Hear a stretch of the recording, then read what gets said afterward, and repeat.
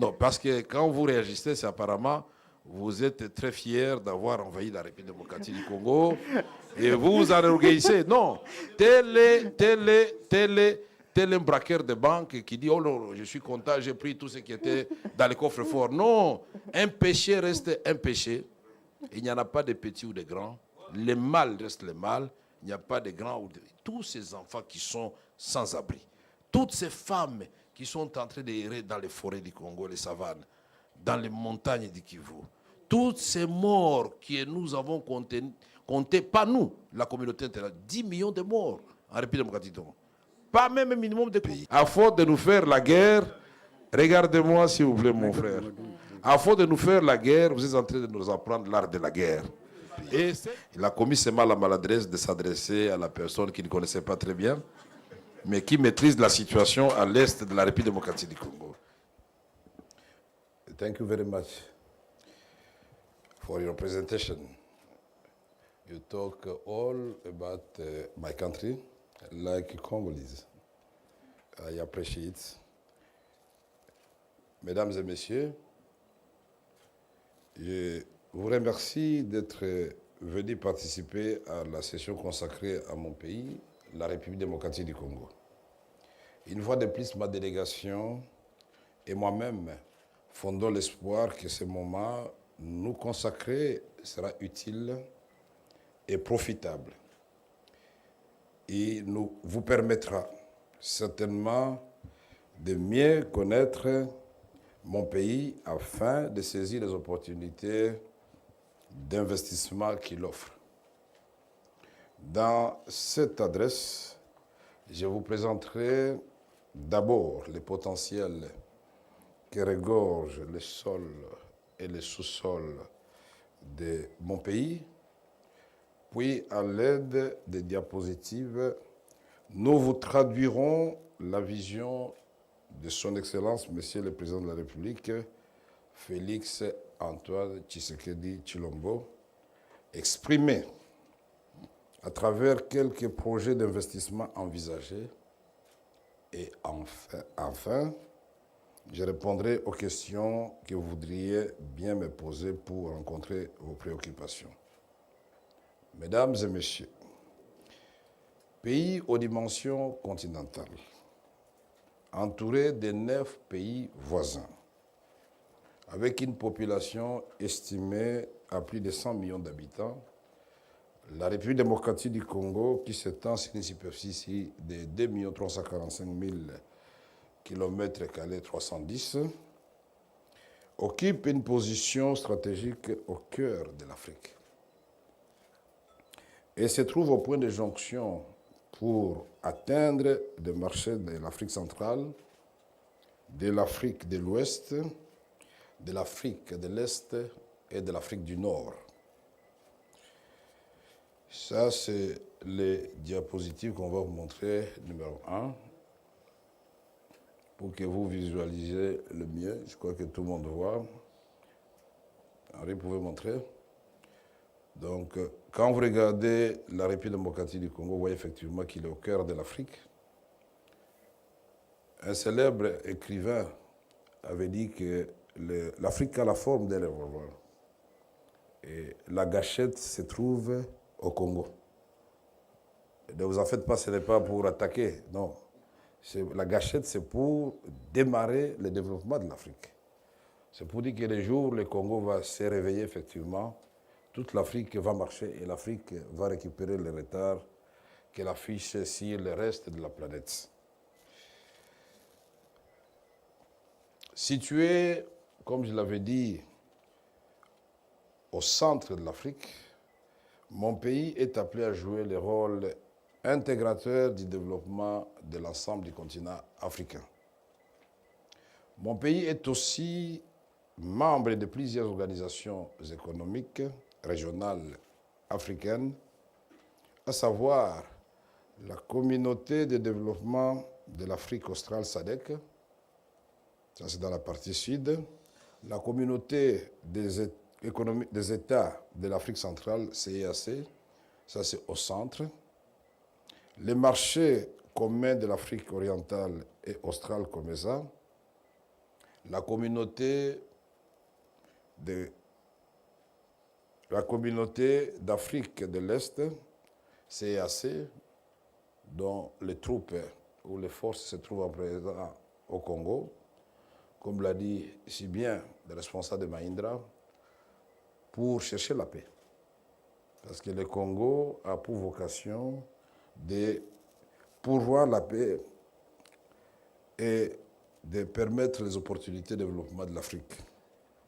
La conférence internationale sur la région des Grands Lacs, toujours dans la région des Grands Lacs, à l'est, et de la zone de libre-échange continentale africaine, SLECAF. Avec ses 80 millions d'hectares de terres arables, la République démocratique du Congo est en mesure de nourrir plus de 2 milliards d'habitants si elles sont exploitées de manière efficiente.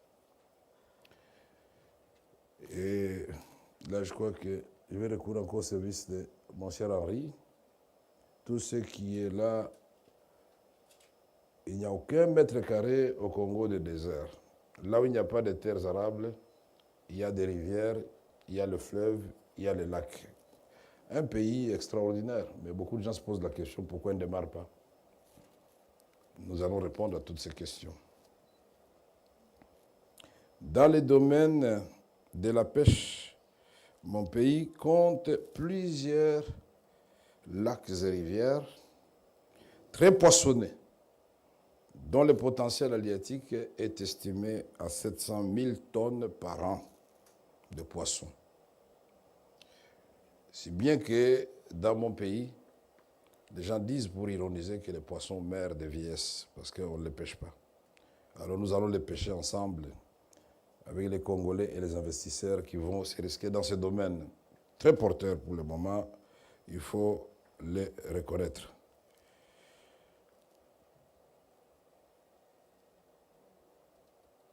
Henri, tu peux nous balancer. S'agissant de la RDC, elle possède aussi des minéraux, comme l'a si bien dit le présentateur de tout à l'heure, dont les réserves sont difficiles à estimer, car des découvertes et de nouveaux gisements sont encore fréquentes. C'est tout le tableau des éléments de Mendeleev que vous trouvez en République démocratique du Congo. Je n'exagère pas en le disant. Signalons tout de même qu'en 2022, mon pays, la République démocratique du Congo, a produit 145 000 tonnes de cobalt, se positionnant ainsi à la première place mondiale. Et 2 380 000 tonnes de cuivre. Avec cette production de cuivre, la République démocratique du Congo a été deuxième exportatrice et troisième productrice mondiale de 10 minéraux. Nous pouvons aussi citer d'autres minéraux, notamment les coltan, l'or, le niobium, le lithium, le nickel, le manganèse. La liste est longue, comme je l'avais dit ici, qui constituent des produits critiques et stratégiques. Maintenant, nous pouvons visualiser ces potentiels au niveau de chaque province, puisque notre pays est en train justement d'aller vers la décentralisation où les provinces doivent se prendre en charge. La carte vous montre tous les minéraux que nous avons et dans chaque province. Il n'y a aucune province qui manque de minéraux dans notre pays. Cette richesse du sous-sol est à la base des différentes crises et guerres qui secouent mon pays dans sa partie orientale. Ces crises tirent leurs origines notamment dans l'inadéquation entre les richesses que le pays regorge et la faiblesse des investissements. Je le dis avec beaucoup de regrets, parce que l'Afrique doit aimer l'Afrique, le monde doit aimer le monde, l'heure n'est plus à la guerre. Mais au moment où je vous parle, mon pays fait l'objet d'une agression de la part de deux de ses voisins à l'Est. Pour ne pas les citer, le Rwanda et l'Ouganda. que nous condamnons, dont nous condamnons cette agression avec la dernière énergie. Non seulement elle endeuille la République démocratique du Congo, elle endeuille aussi les soldats des pays envahisseurs, mais elle retarde l'Afrique dont nous rêvons tous un jour l'envol. C'est ça la vision du président Félix-Antoine Tshisekedi. Développons-nous ensemble, bannissons la guerre. Le président de la République est fermement déterminé à mettre fin à cette guerre et à créer des conditions propices pour les affaires. Nous estimons que les efforts des États devraient plutôt être à la mutualisation des forces en vue de développer la sous-région, l'Afrique et le monde tout entier. Concernant les hydrocarbures, parce que d'aucuns ne savent pas que le Congo regorge beaucoup de réserves à l'hydrocarbure. La République démocratique du Congo renferme 3 bassins sédimentaires ouverts à l'exploitation qui sont respectivement positionnés à l'ouest du pays, dans les Graben, dans le lac Albert, dans le lac Tanganyika, et le long de l'océan Atlantique. Ici, c'est tout simplement un miracle de la nature, parce que vous avez un triangle en République du Congo-Brazzaville, qui porte le même nom que notre pays. Vous avez la région de Pointe-Noire. En la République d'Angola, vous avez la région de Cabinda. Et dans mon pays, la République démocratique du Congo, vous avez la région de Mwanda. Toute cette partie renferme un potentiel énorme du pétrole. Que si nous, Africains, aimions réellement l'Afrique, nous allions nous mettre ensemble et exploiter ces richesses. Il n'y aurait jamais eu de problème, ni de tentatives de problème entre l'Angola et la République démocratique du Congo, entre l'Angola et le Congo-Brazzaville, entre le Congo-Brazzaville et la République démocratique du Congo. Son poids, les richesses peuvent être aussi des éléments pour ramener la paix. Quant à l'énergie propre et renouvelable, la République démocratique du Congo dispose également d'un potentiel de 100 000 MW d'énergie hydroélectrique, dont 44 000 MW au site d'Inga, à Tussel. Proche de l'embouchure du fleuve Congo, ce site, si on l'exploite au maximum, branché au barrage d'Anchois en Égypte, d'après les études certifiées, Inga peut éclairer et industrialiser l'ensemble de l'Afrique, l'Asie du sud-est, et l'Europe du Midi, c'est-à-dire le sud de l'Europe. Quelle merveille! Mais en même temps, en Afrique, en République démocratique du Congo, il n'y a pas d'électricité pour tout le monde. Et aujourd'hui, c'est avec beaucoup de douleur qu'on remarque que tous ces pays d'Afrique qui devaient profiter de l'électricité du Congo souffrent de manque de cette énergie. Si bien que même en Afrique du Sud, qui était très en avance, on vit le délestage d'électricité. Ça complique l'envol que l'Afrique du Sud avait déjà amorcé. Dans les diapositives numéro 4, vous avez vu donc ce que j'ai dit sur l'énergie. Mesdames et messieurs, pour transformer ce potentiel en richesse, le président de la République, Félix Antoine Tshisekedi Tshilombo, a engagé notre pays dans la voie de l'amélioration du climat des affaires en simplifiant davantage les procédures administratives au moment de la création des entreprises, en diversifiant son économie dans le but de vaincre la pauvreté et les inégalités. Ces diversifications voulues par le président de la République mettent l'accent sur les investissements dans le secteur agricole et industriel, c'est-à-dire la transformation.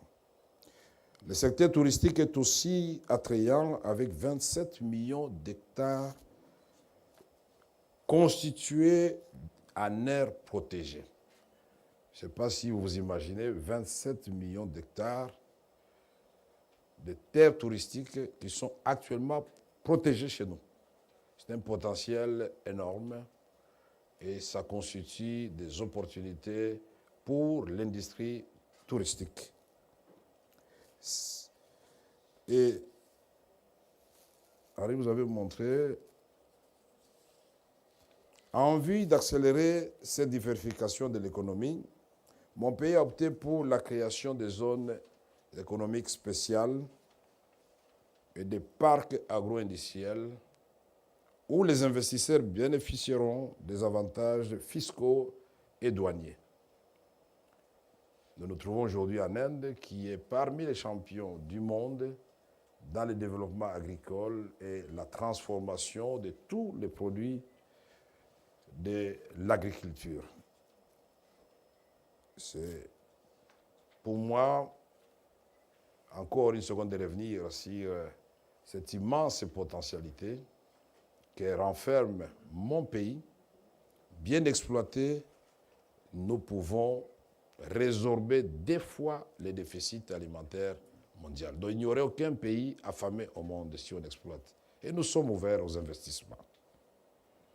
Mais la réussite de ces stratégies de développement nécessite quelques prérequis, à savoir des investissements, comme je devais dire, importants dans les énergies propres, renouvelables et non polluantes et dans celui des infrastructures ferroviaires, fluviales et routières.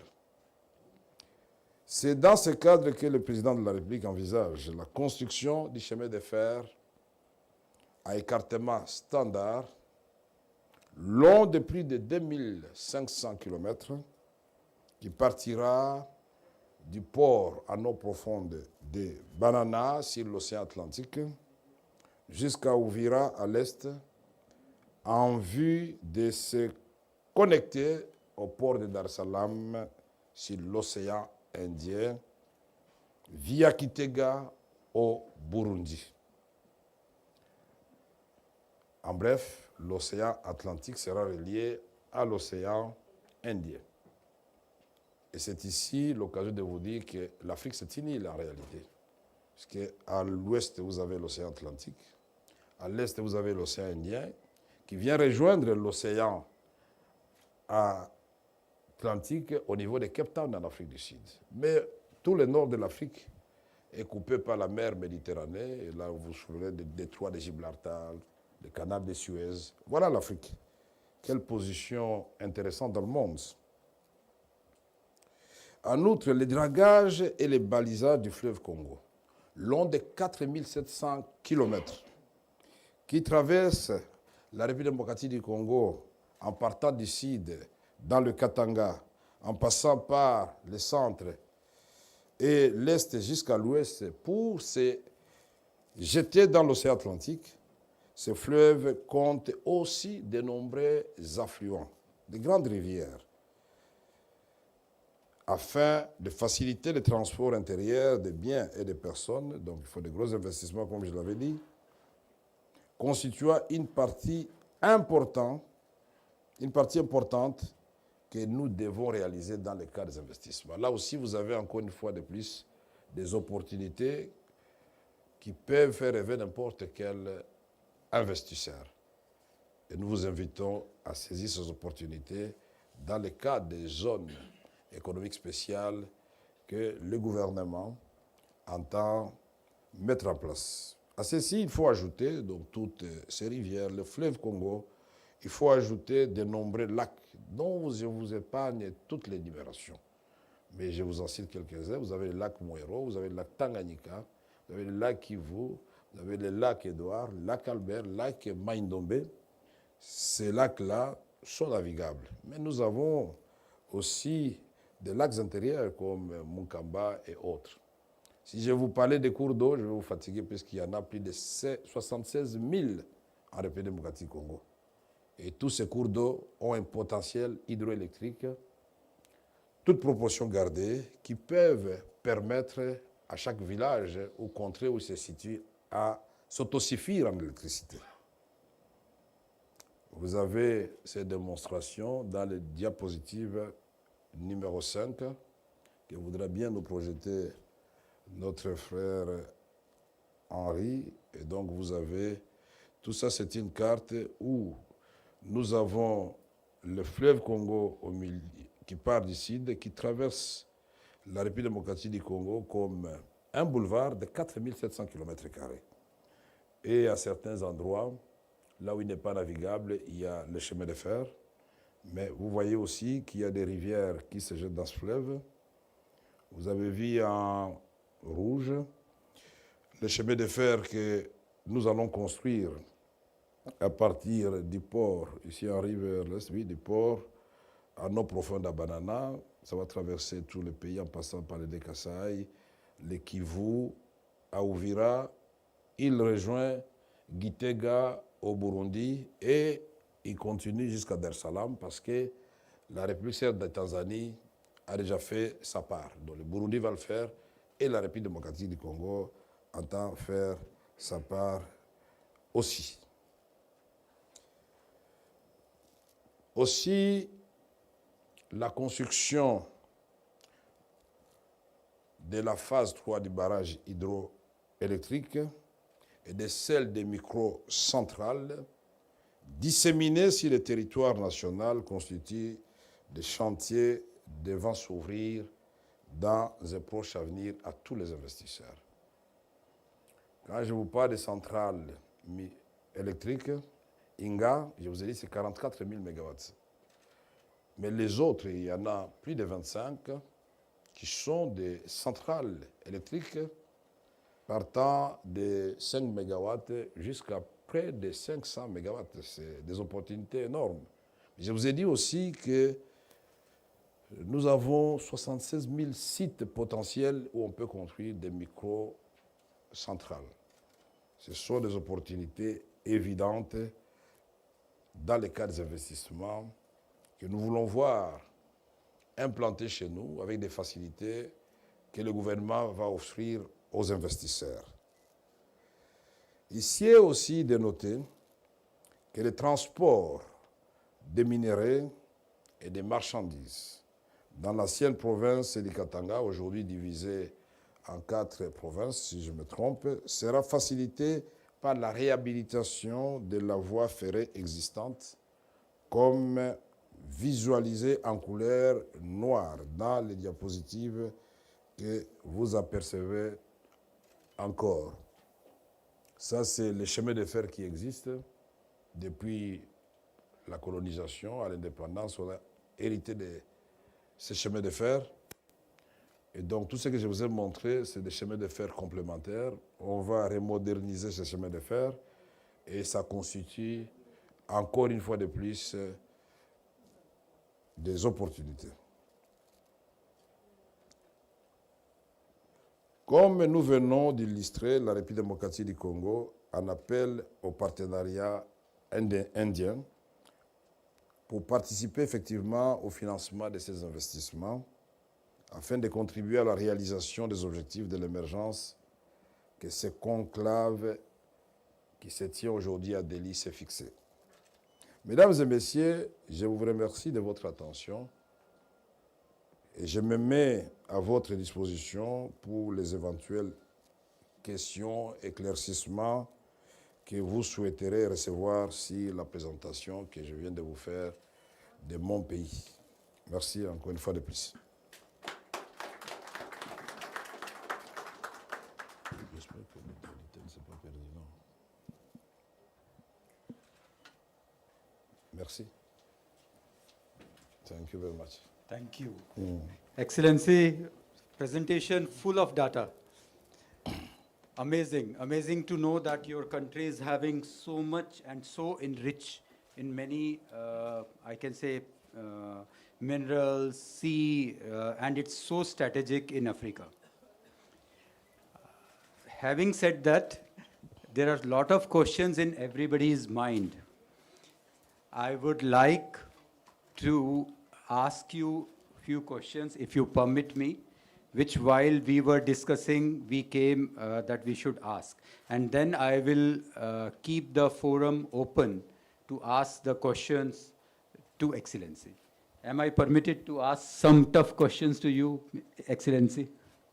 Yes. Thank you. I'm here for that. Thank you. To talk about my country, I need many questions. Thank you, sir. Excellency, first I would like to ask, what are the economic priorities or the economic priority areas of DRC for next 3 to 5 years? As we were looking lot of things, like you have minerals, you have tourism, you have a lot of plans to for the development. Though there are many sectors in which there are opportunities. What you feel are the main, and how you are going to take it forward in next 3 to 5 years?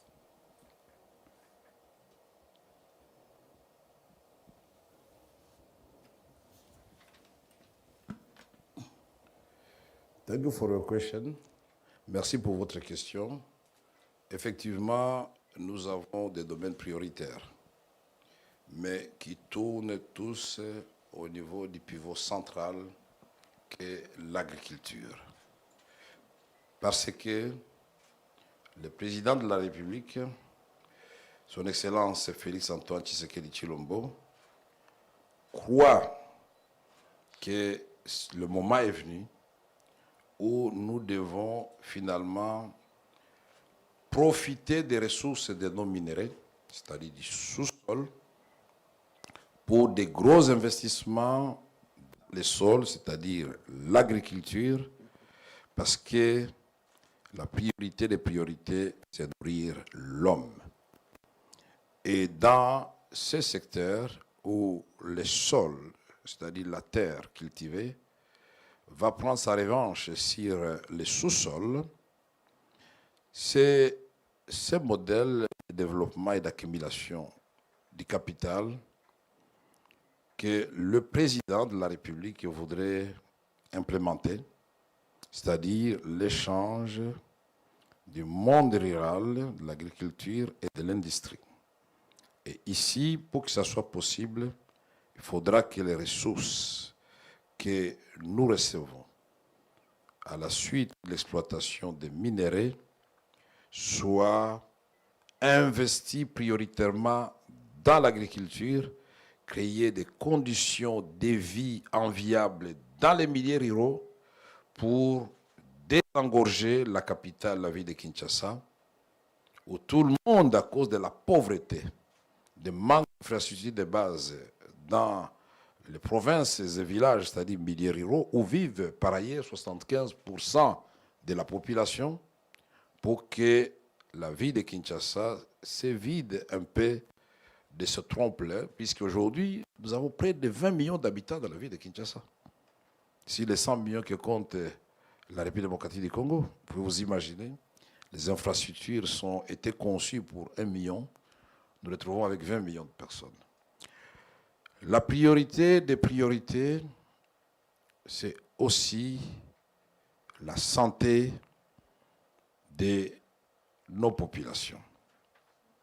La santé est un domaine qui offre des opportunités innombrables. Nous voulons multiplier des hôpitaux modernes, multiplier des centres de santé, et on a déjà commencé, mais la route reste encore longue et nous ne pourrons pas la terminer nous-mêmes. C'est pourquoi nous faisons l'appel à tous les investisseurs de bonne foi de venir dans notre pays. Ils vont rencontrer des conditions attrayantes et des facilités pour faire du business. Mais on ne peut pas parler de la santé du corps sans parler de la santé du cerveau, l'éducation. Secteur prioritaire par excellence, parce que nous avons des pays qui n'ont pas de minéraux comme le Congo, mais qui se trouvent parmi les top 10 des pays à économie développée. C'est pour dire que l'intelligence, aujourd'hui, c'est devenu indiscutablement un facteur de développement. Donc, nous allons investir donc dans l'homme, dans toutes ses dimensions, physiques et mentales. Cet homme-là, congolais, va certainement renverser la situation que nous vivons aujourd'hui. Mais vous dites bien que développer l'agriculture pour nourrir l'homme, construire des centres de santé pour soigner l'homme, construire les écoles, les universités pour éduquer l'homme, tout cela ne peut pas se faire si on n'a pas de l'énergie. Donc l'énergie compte aussi parmi les secteurs prioritaires. Parce que nous en aurons besoin dans le secteur agricole pour la transformation, nous en aurons besoin dans les écoles, dans les hôpitaux et dans nos maisons d'habitation, pourquoi pas. Et nous disons que ce rêve que nous faisons de ce Congo, qui va se réveiller pour réveiller toute l'Afrique subsaharienne, ne peut se réaliser que si la circulation à l'intérieur de ce pays, la République démocratique du Congo, aux dimensions des sous-continents, devient possible.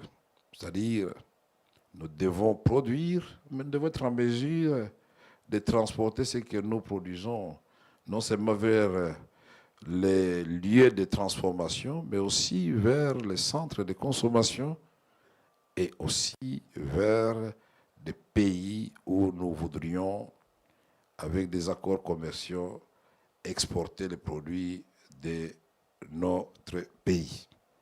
Aujourd'hui, l'accès aux nouvelles technologies, l'informatique, la digitalisation constituent aussi des opportunités à saisir en République démocratique du Congo. Le monde avance vite, à une vitesse grand V. Nous devons absolument, nous, la République démocratique du Congo, nous mettre au niveau des autres États. La femme en République démocratique du Congo, en Afrique et dans le monde en général, dans les moments difficiles comme dans les moments de bonheur, a démontré qu'elle joue un rôle important. Aujourd'hui, la femme travaille pour préserver dans des conditions difficiles de notre pays nos familles, pour scolariser les enfants. Et nous voulons donc, avec les programmes que le gouvernement a, pour que la femme retrouve sa place dans ces combats que nous sommes en train de mener, de l'épanouissement du peuple congolais, le développement de notre pays.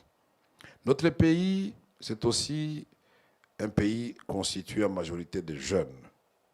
Nous avons des investissements envisagés pour les jeunes. Bref, je voudrais dire ici que tout ceci, ce que je viens de dire, sont des priorités bien sûr. Mais vous vous en doutez bien que nous ne pouvons les faire qu'avec, dans la sérénité, que si réellement l'ensemble de notre pays et l'ensemble de la région des Grands Lacs retrouvent la paix. Nous, la République démocratique du Congo, nous voulons la paix chez nous, chez tous les voisins, sur l'ensemble du continent africain, et nous voulons la paix dans le monde. La paix, c'était préalable pour le développement de notre pays, de l'Afrique et de l'humanité tout entière. Les guerres nous font reculer. Donc, tout est prioritaire, mais je vous ai indiqué quelques éléments, à savoir l'agriculture qui doit, cette fois-ci, décoller avec l'extraction des minerais. Je vous ai parlé de la santé. On ne peut pas se nourrir seulement au niveau du corps, mais il faut nourrir aussi le cerveau en soignant les gens, en éduquant, c'est-à-dire l'éducation. Je vous ai parlé des infrastructures sociales de base, c'est-à-dire les routes, les hôpitaux, les centres de santé, les écoles. Je vous ai parlé des nouvelles technologies pour la digitalisation de nos services d'impôt, pourquoi pas, de tous les services de l'État et au niveau de l'éducation. Ce sont des facteurs accélérateurs du développement. La paix, nous en appelons de tous nos voeux. Nous ne voulons pas de guerre. Et nous condamnons encore une fois de plus ceux qui pensent que par la guerre, ils peuvent avancer et laisser les autres. Alors que la République démocratique du Congo prône la politique de la porte ouverte. La politique du bon voisinage. Vous toquez à la porte, nous ouvrons. Et en respectant les codes des investissements, nous vous donnons ce que vous voulez. Nous aussi, à notre tour, nous toquons à votre porte. Vous nous donnez, en respectant les lois de votre pays, voilà l'Afrique que nous voulons. Une Afrique sans guerre, où nous mutualisons réellement nos efforts. C'est une priorité pour le président de la République que nous ayons la paix sur l'ensemble du continent africain. Merci. Thank you for such an elaborative answer, Excellency. I can see economist speaking for his country. That's so nice to hear. So taking the question to same question to the different level, I can understand that you are very popular among the youth, and in your country there is around 70%. I was studying that around 60% of the population is very young population. So how you can bring this young population to the top priority of your country, which what I understand now is agriculture? Because in India, in many parts of the world, we are seeing that once you are young, you don't want to get into agriculture, you want some white-collared job, what we speak. So how you can motivate, or what are your plans to bring this young population for the agriculture?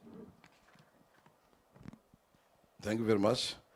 Effectivement, 60% de la population congolaise est jeune. Vous me demandez comment on va inciter cette jeunesse à participer à cette aventure de la transformation de notre pays à travers l'agriculture et d'autres priorités. Mais nous avons pensé à tout cela. Voilà pourquoi nous avons le service national dans notre pays, où d'abord les jeunes qui n'ont pas eu le temps d'étudier ont le temps de recevoir une formation civique, une formation de base dans le domaine de l'agriculture et d'autres métiers. Mais en parlant de l'agriculture, nous aurons des brigades agricoles à côté des parcs agricoles. Les jeunes, pour qu'ils viennent effectivement dans ces brigades agricoles, il faut les rendre, ces brigades-là, attrayantes. Aujourd'hui, je peux vous donner l'exemple. Les jeunes qui sont dans les groupes armés à l'Est pour défendre notre pays et pour lesquels nous avons un programme de désarmement et de réinsertion sociale. Mais la magie, ce n'est pas de dire aux jeunes, la Banque mondiale a financé, vous quittez les groupes armés. Mais ils quittent la banque, les supportent pendant 6 mois. Quand la banque part avec son financement, ces jeunes rentrent de nouveau en brousse. Puisque quand ils vous remettent une Kalachnikov, c'est ici qu'ils en ont caché 5. Les jours où ils ne reçoivent plus les $100 ou $50 par mois, ils rentrent dans la brousse. Et donc nous devons non seulement avoir des centres de formation de ces jeunes, nous devons avoir des brigades agricoles et autres, de reconstruction où ces jeunes vont être embauchés immédiatement. Ils vont rêver d'une vie meilleure et l'objectif final, c'est de faire en sorte que chaque jeune rêve de devenir un jour un chef d'entreprise. S'il ne faut pas confondre, une entreprise, ce n'est pas seulement des géants. Une entreprise peut être constituée de 2 personnes, 3 personnes. Ça peut être une entreprise qui commence avec $500. Et je peux vous dire qu'avec $500, exploiter seulement dans la ciboulette ou les oignons ou la tomate, qui met tout le temps que vous voulez, c'est-à-dire préparation des sols, vous semez, vous arrosez. Dans 30 jours, c'est déjà à maturité et vous terminez la récolte en 45 jours. Mais ça vous rapporte en recettes brutes $2000. Et donc, vous pouvez comprendre que vous avez le bénéfice de $1500. Mais si le gouvernement a un programme d'accompagnement d'un jeune comme ça, mais ces jeunes à coup sûr, après 5 ans, il aura des centaines de milliers de dollars. Après 10 ans, nous aurons des millionnaires congolais dont rêve le président de la République. Il ne faut pas ramener, niveler par les bas. C'est-à-dire, je m'attaque aux riches parce qu'ils sont riches, je les maudis, non. Il faut dire, moi aussi, je peux devenir riche.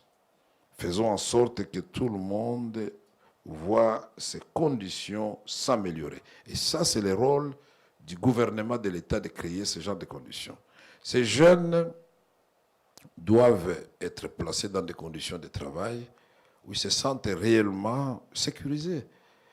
Il fait sa petite aventure, mais on ne les dérange pas les services de fisc. On les dérange par les services de sécurité. On ne les dérange par les services de la municipalité. Et tout cela, donc, nous devons créer un climat à côté de cet appel aux jeunes à répondre au travail de champ, puisque vous m'avez demandé en ce qui concerne l'agriculture, mais les jeunes peuvent travailler aussi dans les travaux des routes. Les jeunes peuvent travailler aussi au niveau de la pêche. On en a fait l'expérience. Au niveau du lac Kivu, on a mis 2000 incubateurs pour produire dans ces eaux douces du poisson, les tilapia. Aujourd'hui, au site Kivu, on a atteint l'autosuffisance alimentaire en ce qui concerne le poisson. Et on a créé 2000 emplois de jeunes. Alors aujourd'hui, le secteur par excellence pour utiliser les jeunes, c'est l'agriculture. Puis c'est une main-d'œuvre intensive. Ça peut absorber tous les chômeurs qui sont en République démocratique du Congo. Et pourquoi pas recourir aux jeunes d'autres pays d'Afrique pour vivre cette belle aventure avec la République démocratique du Congo. Car l'air est au mixage aussi des cultures. Merci. Thank you, Excellency. I have a lot of questions, but I think in the interest of time, I will try to club 2 or 3 questions. And in the meantime, yes, I prefer if anybody from the audience can ask any questions.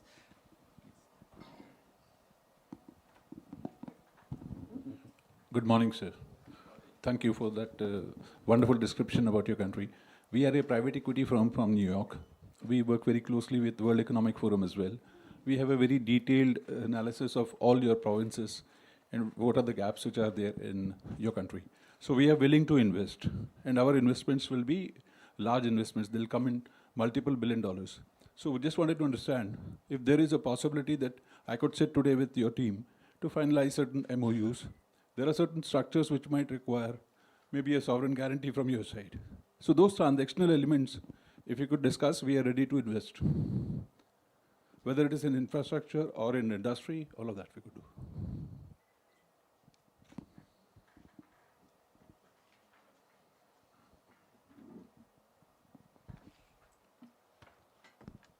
Thank you very much.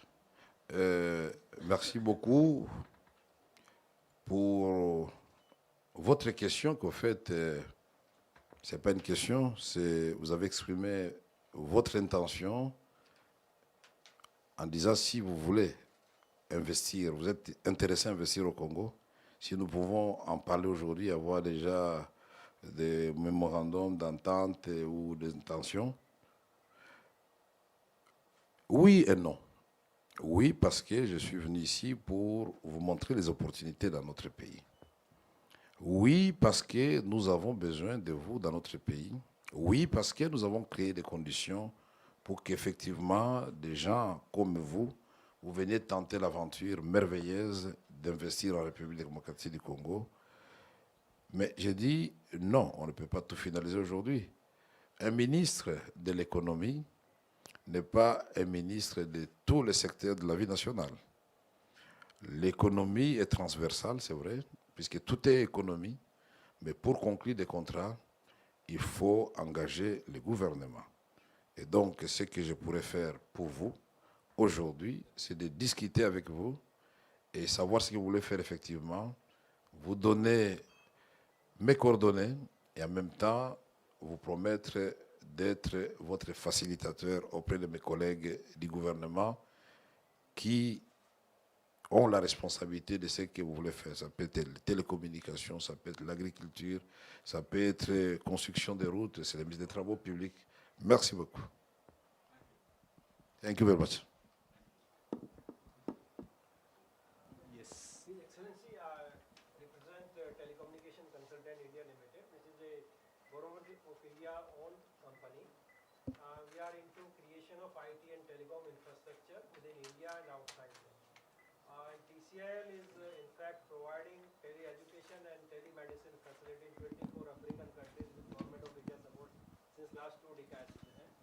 So I'd like to know that you talked about education and health. What is the opportunity for investment in technology for improving education and health? Because nowadays IT and telecom can be used in a good way to improve education and health. Thank you very much for your question.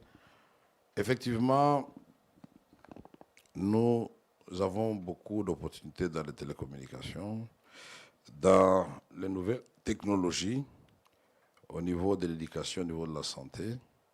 Et l'Inde, d'ailleurs, dans ce domaine-là, a une grande firme chez nous qui était parmi les premières à investir dans les télécommunications, RTL. Et aujourd'hui, vous avez des opportunités, c'est comme un continent, un pays vierge. Et nous sommes dans la course et mettons les moyens et invitons les investisseurs à venir pour que nous puissions investir dans le secteur de l'éducation. Parce que avec la digitalisation, avec les nouvelles technologies, nous allons non seulement donner le savoir et le savoir-faire à nos enfants, nous allons aussi rendre nos services publics très efficients. Nous allons au niveau des hôpitaux, effectivement, et apprendre à nos médecins des techniques modernes et prendre en charge plusieurs malades à la fois. Imaginez-vous, au moment de la pandémie du Covid, si on n'avait pas, si l'Inde, si la Chine, si l'Europe, si tous les pays n'avaient pas investi dans les nouvelles technologies, certainement nous aurions eu beaucoup plus de catastrophes qu'on en a connues. Donc c'est un élément très important. Et la République démocratique du Congo ne voudrait pas rester en arrière. Donc, il y a plusieurs opportunités. Moi, je vous parle. Mon collègue de l'enseignement primaire, secondaire et technique, Tony Mwaba, je venais au nom du Premier ministre Jean-Michel Samaloukonde, chef de notre gouvernement, inaugurer ce qu'il a réalisé de merveilleux, c'est-à-dire la digitalisation de tous les secteurs de l'éducation. C'est-à-dire aujourd'hui, il y a un site où vous savez retrouver n'importe quelle école que vous voulez connaître en République démocratique du Congo, son état, est-ce qu'il manque de bancs, est-ce que le bâtiment est en bon état. Vous pouvez connaître le nombre exact de jeunes filles et de jeunes garçons qui étudient depuis l'école maternelle jusqu'à l'université. Vous maîtrisez les effectifs des enseignants et les informations peuvent s'échanger. Aujourd'hui, dans le cadre des climats des affaires, le gouvernement de Jean-Michel Samaloukonde entend faire des réformes fiscales importantes. C'est pas seulement... Il ne faut pas seulement voir du côté de l'éducation, du côté de la santé, mais cette nouvelle technologie nous intéresse aussi pour être rationnel au niveau de la perception d'impôts et pour mettre fin à ces lots de tracasseries dont sont l'objet des investisseurs aussi bien nationaux qu'étrangers. Donc c'est une course que nous sommes en train de faire. En même temps, nous avons l'agence pour le climat des affaires au niveau du président de la République. Nous avons l'agence de promotion des investissements au niveau du gouvernement et nous avons l'autorité de régulation en ce qui concerne les télécommunications. Et donc tout ceci va ensemble et ce sont des investissements qui restent encore ouverts aux investisseurs nationaux et étrangers et en particulier, puisque nous nous trouvons en Inde, aux investisseurs indiens. Merci. One last question, please, in the interest Bonjour. of time, and one I have Bonjour. a small point here. My name is Nipun Farlia. I work for NTPC Limited. It's a Government of India enterprise. It's a leading power generation company in South Asia and have been ranked #1 IPP this year only. And my question is, there is huge untapped hydro potentials in DRC. So what are you have planned to harness them?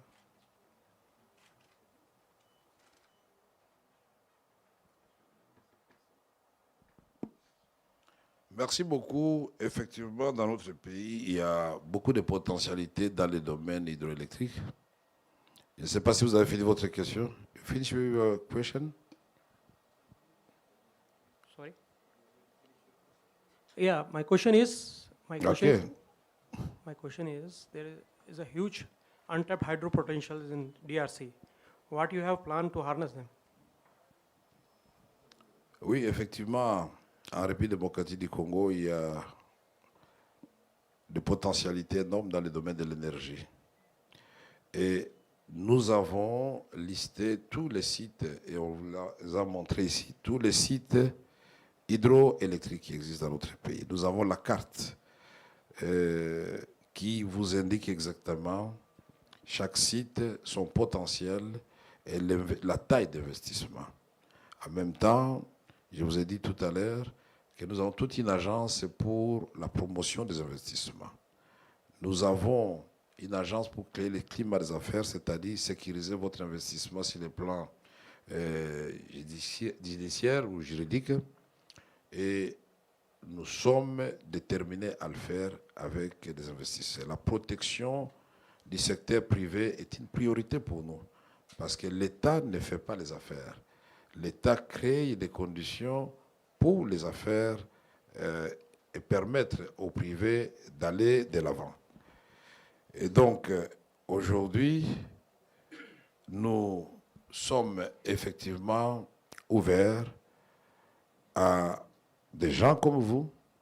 Et après cette réunion, si vous voulez encore davantage de renseignements pour vous convaincre que c'est une mine d'or, ce secteur, qui est en train de se réveiller, et il faut être parmi les premiers pour venir investir avec nous. Les premiers seront bien traités, effectivement, et venez vite en République démocratique du Congo. Merci. Merci beaucoup. Thank you, sir. In the interest of time, may I request that please write the question and give it to Madam, and Madam will take the necessary from sir and response to you, because we are already almost crossed our scheduled time. Sir, lot of interest from all the people. Thank I you, can see Excellency. there are so many questions. I have one just small question. Eric, I'm Emile from your neighboring country, Rwanda. Rwanda. Thank you, I Excellency, imagine. for your presentation. Thank you very And much. thank you for the status of peace-loving that has been actually put forward during the presentation, and your vision on Pan-Africanism and the peace on Africa. And since my country was actually cited, I would like just to make a small clarification on what is happening. Congo is a neighbor of Rwanda, and we all want to have peace. But Rwanda has, on successive times, said that it is not implicated in what is happening now in the Eastern DRC. Because we would like to have a peaceful DRC. We would like to have a peaceful neighbor. We would like to have a peaceful East African countries and communities. There has been many, many times that peaceful agreement, peaceful talks have been around in Rwanda, in Nairobi, in Addis, in Bujumbura, and so many going on. So Rwanda has said always that our neighbor would rather go with what is happening in these talks and look for a peaceful solution of the conflict, because we don't have any role in what is happening in Eastern DRC. We rather have an FDLR force which is threatening the country of Rwanda, and Excellency, you are aware of that. There are certain internal problems within the DRC that Rwanda would like to have them solved, because if the rebels that are fighting the government of DRC are citizens of Congo, then this should be addressed by the country, because Rwanda is having more than 80,000 Congolese refugees. Sir, may I interrupt you, please? sir. And Sir, Congo should then abide by terminer sa the question. C'est solutions that intéressant. are being put forward by the international community. And we thank actually the CII to have brought this economic forum here. And it's unacceptable and not professional to divert the world, to mislead the world by bringing this internal politics of DRC into this forum. And we thank India for organizing all this, but it's better not to mislead the world. There are certain solutions that are put forward, and Rwanda would like to have our neighbor to take privilege of the peaceful solutions of the conflict. Thank you so much, Excellency. Merci beaucoup. Vous aurez pu parler en français aussi. Mais je parle et j'entends l'anglais. Mais puisque j'ai compris que vous parliez pour vos autorités aussi, qui les écoutent, que vous les avez défendues. Ça, je vous comprends bien, vous êtes dans votre rôle. Mais vous savez très bien que depuis 1994, s'est passé une tragédie au Rwanda, le génocide. Nous avons tous condamné ce génocide en présence des troupes des Nations Unies au Rwanda. Et la République démocratique du Congo, vous êtes d'accord avec moi, n'était pas impliquée dans le génocide. Ça, nous sommes d'accord. Est-ce que le Congo a fait le génocide au Rwanda? Mais quand même, vous souvenez Non, que... je pose la question d'abord. Se souvenir, c'est autre chose. Je dis, est-ce qu'au déclenchement du génocide, la République démocratique du Congo était au Rwanda? C'est non. Et c'est au contraire... La force congolaise n'a pas été aux côtés des génocidaires avant? Non, vous savez que quand vous parlez... Madame, asseyez-vous, s'il vous plaît. Vous savez que quand vous parliez, je vous laisse... Non, please. C'est très intéressant, madame. Vous avez peur de quoi? La vérité est claire, pas comme l'eau des roches. Tout le monde sait très bien que le Congo est victime de sa politique de l'hospitalité. Quand on a tué les gens au Rwanda et quand les Tutsis ont voulu se venger, 2 millions de personnes ont traversé notre frontière commune. Je ne suis pas en train de raconter des histoires. Et sont venus dans les provinces du Nord et du Sud Kivu.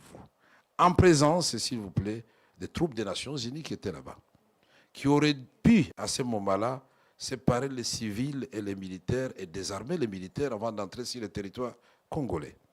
Et plus tard, à l'époque de Mobutu, on va organiser la tripartite Rwanda, Zaïre, devenir République démocratique du Congo, et les HCR, sous le gouvernement Léon Kengo Wadondo.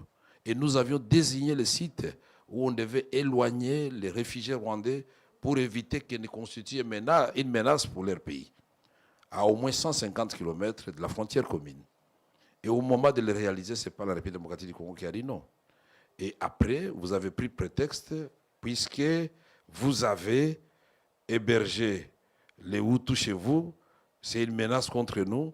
Et donc, une guerre des agendas. Vous allez recruter Laurent Désiré Kabila d'heureuse mémoire. Laissez-moi terminer. Vous avez parlé, ça c'est la technique de chez vous. Laissez-moi terminer. Il faut savoir écouter, je vous donnerai le temps, vous allez parler. Si vous n'avez pas peur de la vérité, laissez-moi éclairer l'assistance. Je termine, je vous promets, vous aurez la parole encore. Merci, laissez-moi terminer. Alors, vous avez pris prétexte du fait que, soi-disant, une catégorie de Congolais n'était pas suffisamment représentée dans les institutions. Les Banyamulenge, qui sont des Tutsis. Mais alors qu'en ce moment-là, paradoxalement, les ministres des Affaires étrangères, c'était Bizimakara et les Tutsis. Et je peux vous citer la liste est longue. Tous les services de sécurité, c'était les Tutsis. Les chefs d'état-major général de l'armée congolaise, non seulement Tutsis, mais du Rwanda, James Kabarebe. Qui peut être aussi généreux pour prendre un ressortissant voisin pour en faire son chef d'état-major général? Vous ne trouvez pas que le Congo était très gentil et très généreux et victime de sa générosité? Et en 1998, le 27 juillet 1998, quand Laurent Désiré Kabila, lassé La population lassée par des violations à répétition des droits de l'homme, des soldats rwandais qui avaient accompagné les forces de libération, il devait faire un choix. Ou il est du côté du peuple, où il demande aux officiers et soldats rwandais et ougandais de rentrer chez eux. Le 27 juillet 1998, il a fait le choix du Congo. Et comme par hasard, le 2 août 1998, nous sommes envahis par le Rwanda et l'Ouganda. En Arizona, un avion de CAL, compagnie aérienne congolaise, pour aller atterrir à Kitona, prendre le barrage d'Inga, plonger Kinshasa dans le noir, n'eût été l'intervention des troupes de la SADC, les Zimbabwe, la Namibie et l'Angola, nous serions aujourd'hui peut-être effacés de la carte. Et donc ces troupes sont venues pour rien. Nous avons menti, il n'y avait pas de guerre, il n'y avait pas d'agression, alors qu'il y a eu le sommet de Victoria Falls Day, le 8 août 1998, au Zimbabwe, où on a envoyé les avions de chasse à Kisangani, à Goma, pour vérifier si nous sommes effectivement dans une agression. La communauté internationale a mis combien d'années pour reconnaître? Il y a eu la résolution 1234 du Conseil de sécurité, il y a la résolution 15300. Quand vous, les Rwandais et l'Ouganda, vous êtes battus dans la ville de Kisangani, en tuant des jeunes, des femmes, en les jetant dans les rivières, et là aussi c'était pour sécuriser les Rwandais? Non, c'était les minéraux du Congo, de l'or, de la province orientale. Et donc, je peux vous faire un développement pour vous démontrer que, mon cher, vaut mieux que nous vivions en bonne entente en tant que voisins. Et pour vivre en bonne entente,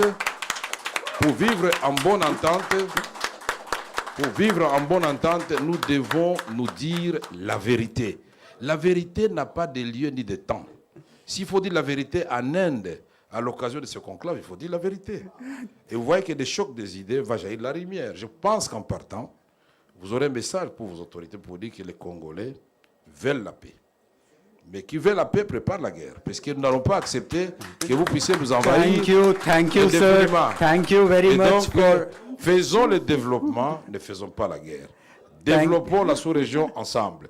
Et pour ce qui se passe maintenant, pour terminer, les M23. On avait commencé d'abord par les RCD Goma, les MLC. Et l'Ouganda soutenait les MLC, les Rwandais soutenaient les RCD, c'est évident. Parce que nous avons eu l'accord de Sun City le 17 novembre 2002, devant tous les chefs d'État africains et la communauté internationale européenne. On a signé un accord qui nous a donné, dit laissez là-bas, laissez-les, Bouchiri. Mais pourquoi vous êtes, Bouchiri, vous êtes agité pourquoi? Laissez, nous sommes dans le cadre de pigilat de la vérité. Vous avez peur de quoi? La vérité de notre côté, il ne faut pas avoir peur. Vous m'étonnez parfois. C'est l'occasion que le monde entier sache ce qui se passe à l'est de la République démocratique du Congo. J'ai dit, ce groupe que vous avez supporté, portait le nom de RCD et MLC. Et par la suite, comme une génération spontanée, ont donné naissance au CNDP, au RCD KML, au RCD national. Et puis finalement, le CNDP mis en déroute par la brigade internationale devient, après les élections de 2011, le M23. Et on arrête Bosco Ntaganda, Nkunda Fui, il est où? Il est au Rwanda. Et tout ça, donc, c'est du mensonge. Et finalement, après les élections de 2018, l'élection de Félix Tshisekedi, après 2 ans, on apprend que non, le M23 n'était pas totalement mort. Il vient de renaître de l'Ouganda et du Rwanda. Vous dites c'est une rébellion congolaise. Et donc, le M23 est là, vous le reconnaissez. Alors, je voudrais terminer en disant ceci. En vous regardant dans les yeux, mon frère et cher voisin. 1. Ce n'est pas Félix Tshisekedi ni les Congolais qui avaient dit que le Rwanda était en République démocratique du Congo. Le premier. C'est le rapport des experts des Nations Unies qui a certifié de la présence des troupes rwandaises. 2. Le monde entier vous conseille de vous retirer de la République démocratique du Congo, réellement. Et nous allons, retirez-vous. Et moi, j'ai fait. Moi qui vous parle, vous avez suivi que le manager de Mahindra vous avait dit que je suis un faiseur de paix. Effectivement, au mois de septembre, j'ai terminé le 27 septembre 2022, j'ai fait la tournée de toutes les zones de guerre de la République démocratique du Congo, y compris Bunagana, Rutshuru et partout là-bas. Et nous vous avons proposé un plan de paix et non un plan de guerre. Et si vous ne voulez pas reconnaître que vous nous avez agressés, si vous avez agressé, si vous n'avez pas agressé, donc le diagnostic, s'il est déjà biaisé dès le départ, on ne trouvera pas la thérapeutique. Soyons panafricanistes, comme vous l'avez dit, l'Afrique doit aimer l'Afrique. Le Rwanda, géographiquement, et sur le plan historique, personne ne va le déplacer. La République démocratique du Congo, géographiquement, demeurera jusqu'à la fin des temps le voisin du Rwanda. Alors, d'après vous, quel est le modèle qui peut nous inspirer? C'est le modèle de la France et de l'Allemagne. Ils se sont fait la guerre pendant longtemps. Aujourd'hui, ils sont devenus des complices dans le cadre de l'Union européenne. Vous ne voulez pas ça, vous continuez à dire que vous n'êtes pas chez nous. Mais comment vous allez? Attention, à force de nous faire la guerre, regardez-moi s'il vous plaît mon frère, à force de nous faire la guerre, vous êtes en train de nous apprendre l'art de la guerre. Et cet éléphant qu'on appelle la République démocratique du Congo, aujourd'hui, aux jambes un peu brisées, il va se lever, il va marcher. Mais il ne va pas marcher sur vous. Il va tirer tous les 9 voisins vers le développement, vers les rendez-vous avec l'espérance. Parce que notre vocation à nous, ce n'est pas de faire des guerres à des voisins ou ailleurs. Notre vocation à nous, telle que Dieu a placé le Congo au cœur de l'Afrique, c'est de vous aider, là où vous êtes défaillant sur le plan des ressources naturelles, à vous amener dans le cadre d'une coopération mutuellement avantageuse, à vous sentir à l'aise. Votre semblant d'épanouissement avec un voisin tout le temps dérangé, mais un jour tout peut s'écrouler. Alors, soyons résolus très vite. Et donc, vous ne pouvez pas m'empêcher de dire, dans le cadre de mon intervention, que tout ce que nous rêvons ici avec les investisseurs, avec le président de la République, est vain s'il n'y a pas de paix. Nous voulons la paix dans l'ensemble de la région des Grands Lacs. Je pense que vous aussi. Non, parce que quand vous réagissez, c'est apparemment, vous êtes très fiers d'avoir envahi la République démocratique du Congo et vous vous enorgueillissez. Non, tel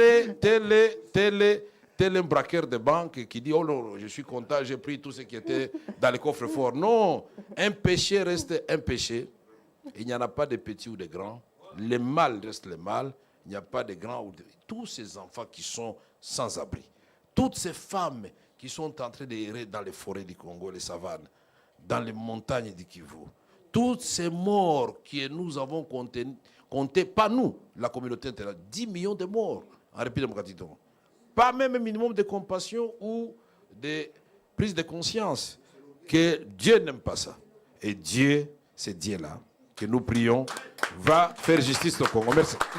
Excellency, thank you very much. Although it was a business discussion, but I understand it has taken other route. But that's why I think you are known as a peacekeeper. You have always maintained your peace during whole of the conversation.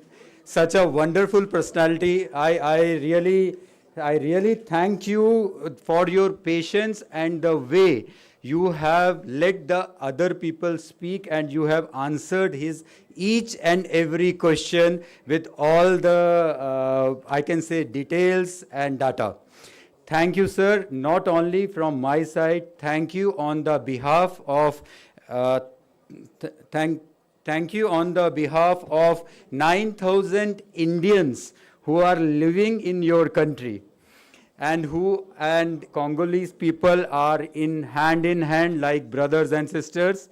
I thank you for the CII forum to present, to given us this opportunity so that we can have further discussions with you how to develop this association of Indian diaspora with Congolese brothers and sisters and how we can together grow in business.